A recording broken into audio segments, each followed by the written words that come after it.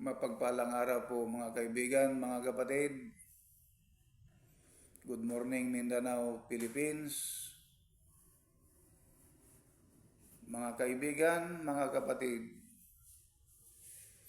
Nakasulat na ba po sa aklat ng tungkol sa mga pangyayari ngayon? Opo, nakasulat na po.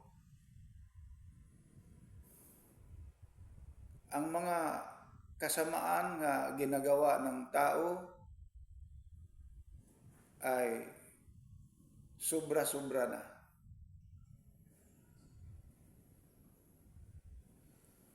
Ang mga tao na gumagawa ng kabutihan, ginawa sa mga masasamang tao na masasama. Ang mga taong masasama, ginawa nila na hindi masama. Ayon sa banal na aklat, hahatulan talaga sila sa Amang Diyos. Ang lahat ng mga taong mga masasama, gumagawa ng mga masasama, yung mga taong mga sinungaling, hahatulan talaga sila at ihahagis sa dagat-dagatang apoy. Ano ang sabi ng ating Amang Diyos? Kayong lahat na mga taong gumagawa ng mga masasamang gawain ay tiyak na parurusahan ko kayo. Sino ang nagsabi na tiyak na parurusahan sa ating Amang Diyos ang mga taong mga masasama, mga taong gumagawa ng kasinungalingan, gumagawa ng mga kasamaan? Ang Amang Diyos.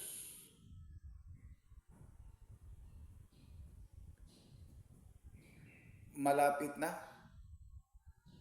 Malapit at malapit na ang paghuhukom. Yun po bang mga sakuna, mga kalamidad, yung mga lindol? Nakasulat din po yan noong ipagamit pa ang banal na aklat. Nasa Jeremias, nakasulat po yan. Yung mga lindol, mga tsunami, pagputok ng bulkan, pagdurugo ng tubig, dagat, nakasulat din po yan. Sino ang taong inalalayan ng Amang Diyos na gumawa at sumunod sa kanyang mga kautusan? Ang taong ito ang nagtuturo sa inyo ng katotohanan. Lahat ng mga sinasabi ko po ay talagang aking naririnig mula sa langit. Bakit kailangan na itatayo ang The Holy Quadro G Religion Incorporated? Sapagkat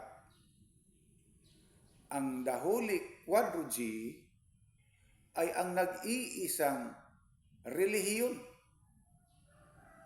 na sinasamahan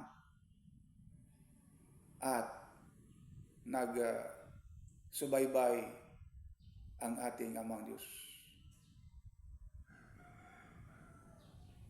Ang Holy Quadro G ang nag-iisang religion sa buong mundo. Bakit naitayo ang Holy Quadro G? Para maturuan ang tao na ito ang dapat niyang gawin. Huwag kayong gumawa ng mga kasalanan, yung mga karumihan. Huwag kayong gumawa. At sabi pa nga sa Levitico, huwag kayong magpatato sa inyong mga balat, sapagkat ako ang amang Diyos na hahatulan at hindi ko kayo papatatawarin, hindi papatawarin ng ating amang Diyos ang mga taong nagpapatato. Marami. Napakarami sa mga tao ngayon na nagpapatato. At ito pa,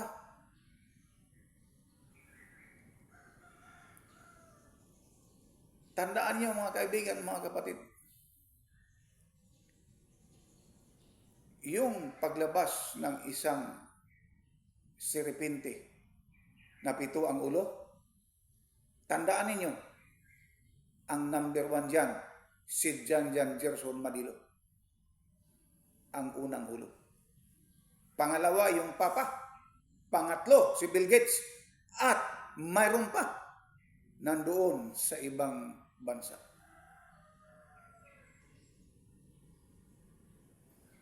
Sino po ba itong si Bill Gates? Itong si Bill Gates ay siya, napakayaman niya. Ang isang taong sungayan. Siya ang gumawa ng mga computer, siya ang gumawa ng mga laptop, mga cellphone. Napakayaman ang taong yan.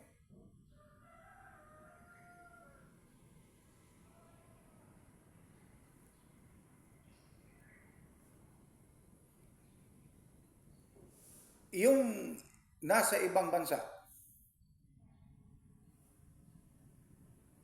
na isa rin sa 7 ang ulo sa siripinte na yon ay ang founder ng Pentecostal. At isa pa, yung founder ng Born Again. Yun, siya. Isa sila sa 7 kaulong lumabas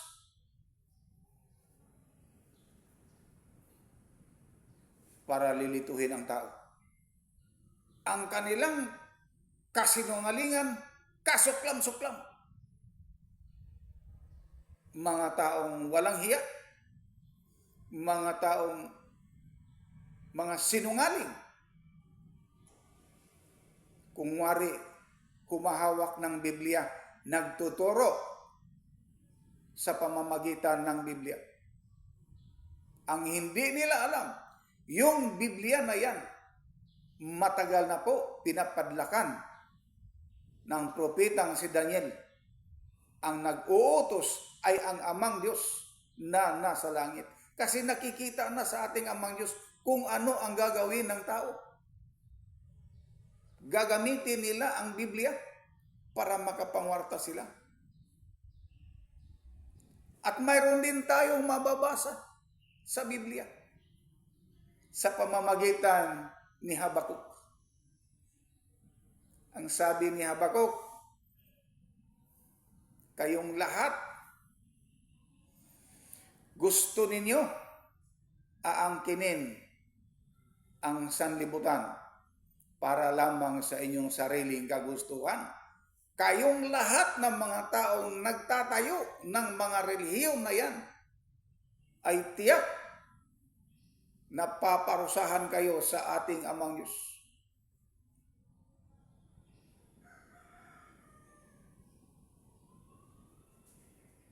Talagang ihahagis kayo sa dagat-dagatang apoy. Bakit halos lahat ngayon, marami ang mga tao na gumagamit ng Biblia? Marami ang mga tao ng iba't ibang mga reliyon. Pero sila'y paparusahan. Isa lang ang tunay na reliyon na inuutusan ng ating Amang Diyos. Isa lang ang The Holy Quadrilogy. Ito ang tamang sambahan. Ito ang tamang lakaran tungo sa iyong kaligtasan. Mga kaibigan, mga kapatid, maniwala po kayo sa akin. Ako po ay naaawa ako talaga sa inyo. Huwag kayong magagalit sa akin. Gusto ko lang na kayo ay magbago. Yun nga ang aking misyon sa buhay na ito. Magbago kayo, mga kaibigan, mga kapatid. Habang may panahon pa, magsisisi na kayo sa inyong mga ginagawa na mga kasalanan, mga karumihan. Ang mga taong mga maliligtas ay ang mga taong nagsamba, sumunod sa araw ng Sabado. Siya po, kapag magbagong buhay, ay tiyak na maliligtas. Kung nagsakop ka sa The Holy Quadrilogy. Pero kapag hindi ka nasakop, wala kang kaligtasan.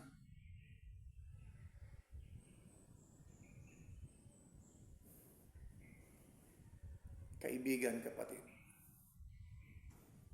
kung anak ka sa Diyos, magbagong buhay ka, sumunod ka. Malapit lang itong Kabadbaran City. Pumunta ka dito para maturuan kita ng wasto at tama.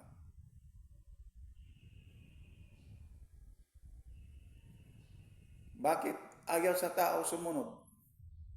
Kasi kakaunti lang tayo. Mabuti yung Iglesia ni Cristo, marami sila. Katoliko, marami sila. Born again, marami sila. Pentecostal, marami sila. Seventh Adventist, marami sila. Saksi ni Jehovah, marami sila. Ang hindi lang nila alam na mayroong nakatago. Tandaan mo, kaibigan, kapatid, mayroong nakatago na isang tunay na relihiyon. May mababasa ba tayo na mayroong nakatago na tunay na relihiyon? Opo, mayroon tayong mababasa sa Biblia. Mayroon isang nakatagong tunay na relihiyon na lumiliwanag sa kanyang kaningningan.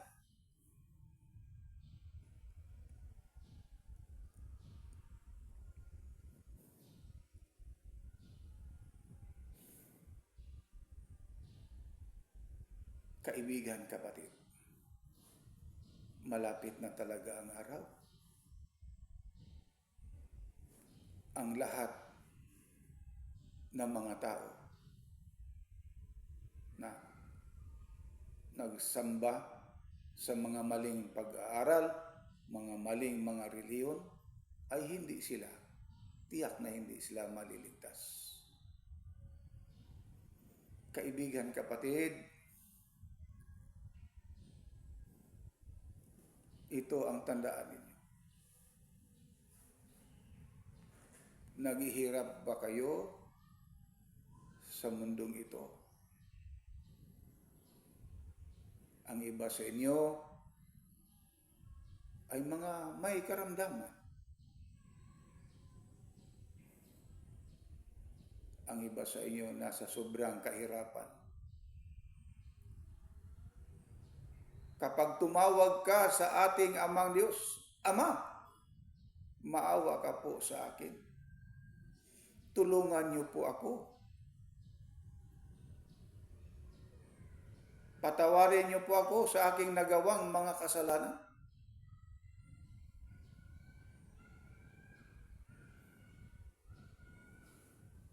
Dito sa mundong ibabaw,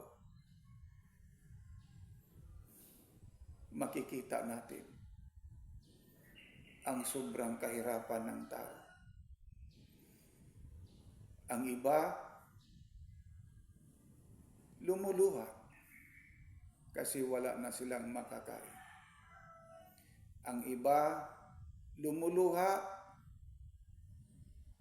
dahil sa may mga karamdaman ang kanilang pamilya. Wala na halos silang makakain.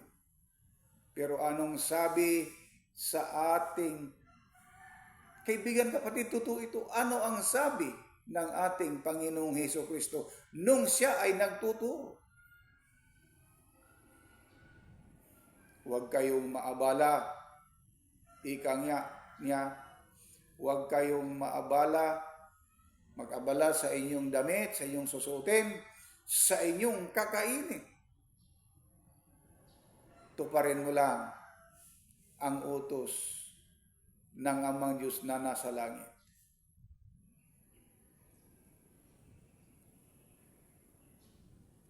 Doon sa bagong bayan, bagong lupa at bagong bayang banal, wala nang kasakit doon. Wala nang pagluha. Wala nang kagutom. Wala ka ng sakit na karamdaman na iyong mararamdaman. Ang lahat ay parang wala na lang. Puro na kasiyahan doon sa bagong bayang banal, ang bagong Jerusalem. Hindi ka na, wala nang gutom doon, wala nang pagluha, wala nang kasakit. Kasi ang lahat ay lumipas na.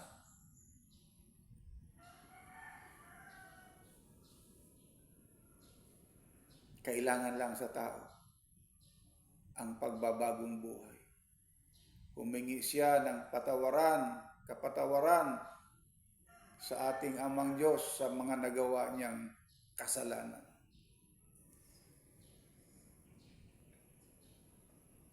Yung mga kamalian niya, magbagong buhay na siya, hindi na para makarating talaga siya sa bagong bayang banal.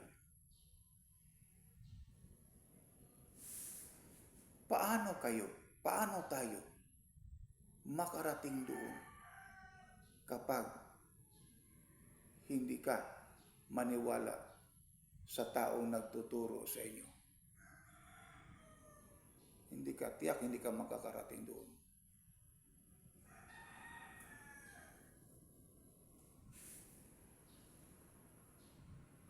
Lagi niyong tatandaan na may Diyos nasa langit ang makapangyarihan higit sa lahat. Hanggang dito na lamang po, tumayo tayo at tayo ay manalangin sa ating Amang Diyos.